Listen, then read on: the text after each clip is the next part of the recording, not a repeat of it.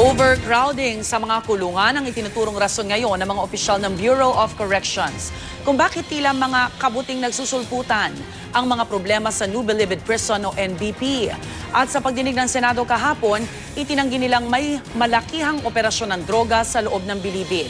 Narito ang report ni Ruth Cabal. Malakondominium na kubol, mga armas, mamahaling appliances at gadgets, illegal drugs at mga paraphernalia. Ang tumambad ng i-raid ng mga kubol ng mga high-profile na preso sa New Bilibid Prison na karamihan ay pinatayo umano ng mga convicted na drug lord. Pero sa pagharap ng mga taga Bureau of Corrections at iba pang opisyal sa pagdinig ng Senado, giniit nilang wala raw silang nakitang malaking operasyon ng droga. Paliwanag pa ng Bucor, isa raw sa pinag-uugatan ng mga problema sa Bilibid ang congestion o siksikan ng mga inmate. Nang itayo raw ang NBP, nasa 8,500 na inmates ang capacity nito. Pero ngayon, nasa 23,000 na ang preso. Kaya kada isang prison guard, nasa may 64 na inmates ang binabantayan. Gayong ang ideal ratio ay 1:8. Problema rin daw ang congestion maging sa mga city, district at municipal jails na nasa ilalim ng Bureau of Jail Management and Penology.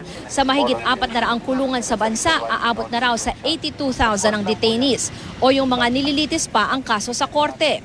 I think what is lamentable as a consequence of this is we have an average of about 400 deaths per year. In some cases, NGOs has to help us to intervene because we cannot cope anymore with the situation in some jails.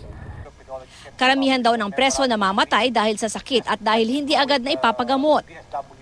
Sabi rin ng isang NGO, makakatulong sanang masolusyonan ang inmate congestion kung narerepaso ang kaso ng daang-daang presong dapat ay nakalaya na. Nasingil din tuloy ng Catholic Bishops' Conference of the Philippines si Pangulong Aquino. Dapat kasi may ibibigay siyang executive clemency noong bumisita si Pope Francis. Pero nire-review pa rin daw ito. The Secretary of Justice has done its own vetting, has made a recommendation, and we thought all the while that the President will be merciful and compassionate in releasing.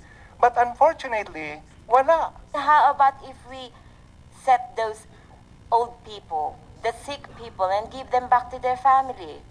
I mean, how about that? And that will reduce your congestion problem. Para sa unang balita, Ruth Cabal reporting.